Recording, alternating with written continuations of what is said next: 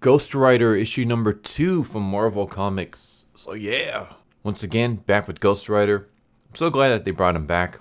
It does say 50 years on the cover, so I guess this is the 50-year anniversary. Yeah, that makes sense, because this character came out in the 70s. At least this version of Ghost Rider. So yeah, in the last issue, we had Johnny Blaze living pretty much a good life. He was married to Roxanne. He had kids. He had a good job. Crash was not only his father-in-law, but also his boss. And Crash was the guy who, he looked up to as his father.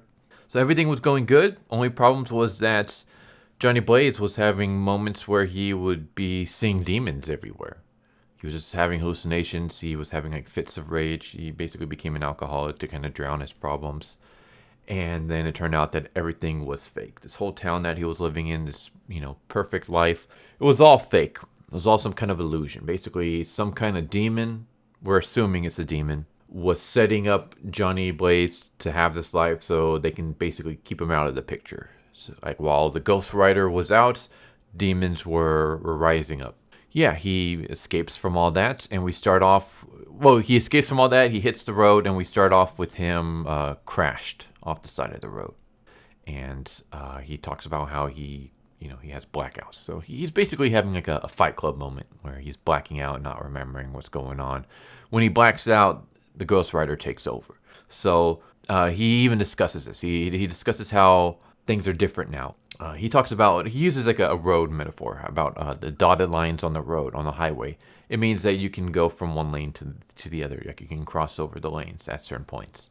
But, and that's how it used to be with him in the Ghost Rider. But now it's just a straight line, no dotted lines, which means that one person stays on one side, the other person stays to the other side, and you're going your separate ways. And he explains that that's how it is. So yeah, when he blacks out and transforms into the Ghost Rider, he has no idea what the Ghost Rider did. So it's not like previous volumes and stuff where he and the Ghost Rider work together and he's in control and he's aware of his situation, surroundings, and all that stuff. On here, it's just basically he goes out, Ghost Rider takes over, and then he wakes up, and he wakes up wherever the Ghost Rider left him. He has no idea what he did, no idea where he's at. So that can be pretty scary. Anyways, he eventually finds this motel called the Cave-In, and he decides to go hang out there for a little while. And then we cut to Talia War Road. I have to say that very, very slowly. Anyone who doesn't know, English is my second language, and I have a speech issue other than stumbling over my words and things like that. One of the other ones is my R's. I cannot pronounce my R's unless I do it very, very slowly. My R's sound like W's. So when you have W and R's together, it really screws with me. So I have to say it really slowly. So yeah, this is Talia War Road, and she is a ex-SHIELD member. She has special powers. Basically, her powers allow her to see evil. She gives some flashbacks to it. Or not flashbacks, but she has some memories. Basically, she noticed that her teacher had cancer before her teacher was diagnosed with cancer.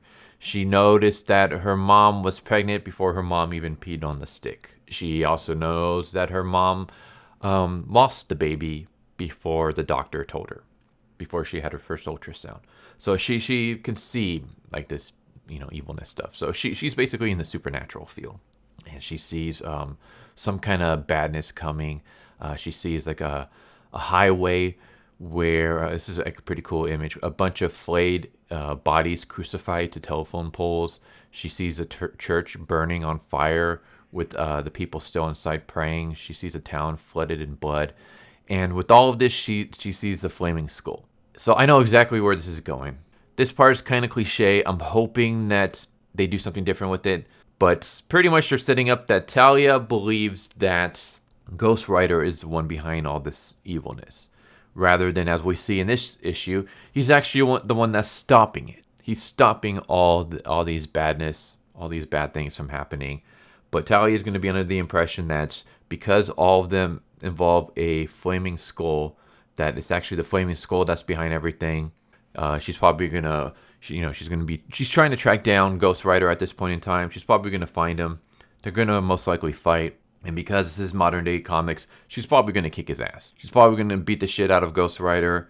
She's definitely going to beat the shit out of Johnny Blaze. Whether she also beats up Ghost Rider when, he transforms, I don't know, but I have a feeling that she will. Just because, again, this is modern day comics, and that's how it always goes with modern day comics. So I hope they don't do that.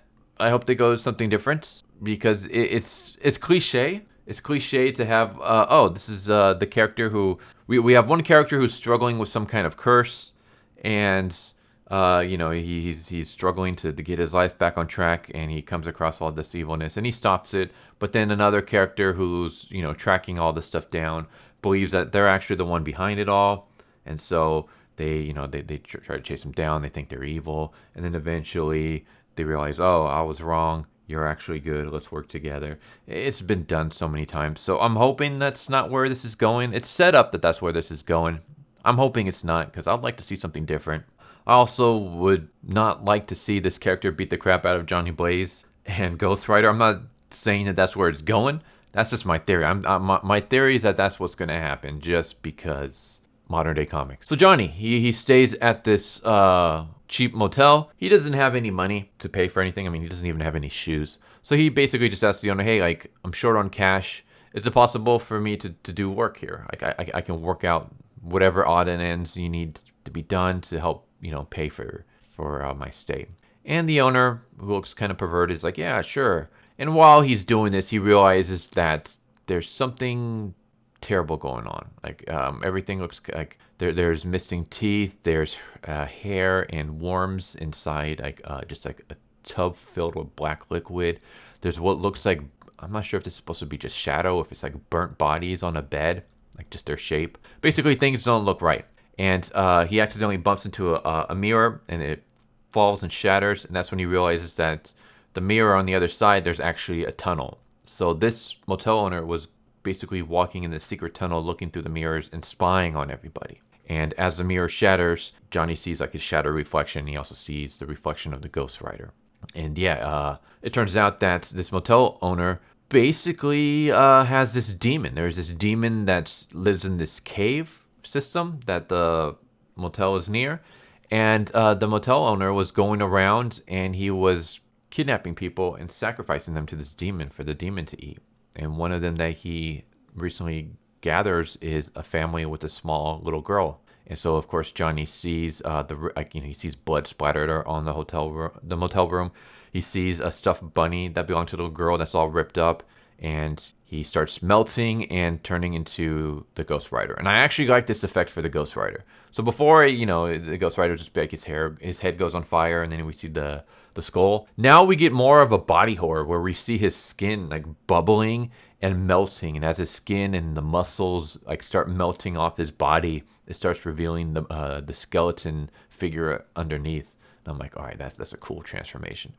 So yeah, I'm not gonna go any more than that. I don't want to spoil anything. Did I say spill? I don't want to spoil anything. But I will say that this is great. Again, my only complaint is just the Talia character. I like her so far. I'll just say that. Like, her personality is interesting so far. So I'm not saying I don't like her. My nitpick is actually just my worry that this is going to go in this really cliche direction. That's, we're not even 2 issues in and we can already figure out where it's going. So I'm hoping I'm wrong. And if I'm wrong, then great, awesome. That means that we're going to be doing something new and different and not something cliche. But so far, it feels like, at least with the Talia subplot, that feels very cliche, and it feels like they're going to go the cliche route. So we'll see. Other than that, I like the fact that this story is, the series, actually, it's less action. I mean, there are action scenes in it, but this is more of like a psychological body horror. Like, we're taking Ghost Rider back and embracing the horror elements. This is, this isn't like a action story with supernatural elements. This is like actual horror. Like, we have this character who's having blackouts. I mean, he knows why he's blacking out, or at least he knows what happens. Well, when I say he knows what happens, he knows he gets taken over by Ghost Rider. He doesn't know what the Ghost Rider does, but he knows he gets taken over by Ghost Rider. But still, he's having psychological issues. He's blacking out. He doesn't know what the Ghost Rider is doing when he's blacking out. He has some kind of scar on his head that won't heal. There's an eyeball inside the scar. He knows that someone set him up to live this, illusion of a life, and he has no idea who. Yeah, you have the body horror elements with when he transforms. Now instead of just, fire and then the skull appears, his skin and his muscles and stuff are melting off his body. And then just even the horror aspects are a lot more gruesome than before. Like it reminds me of Garth Ennis, his run, where here you have like this guy, like this pervert who's spying on his motel customers, and he seems to get fascinated when he sees a little girl. Like he goes through multiple people, multiple rooms, and it's the one that has the little small child in there. So you have that creepy undertone, and then you have the fact that he kidnaps a family. There's blood everywhere. They're gonna sacrifice the family and the little girl. Yeah, it seems like the series is going back to its horror roots.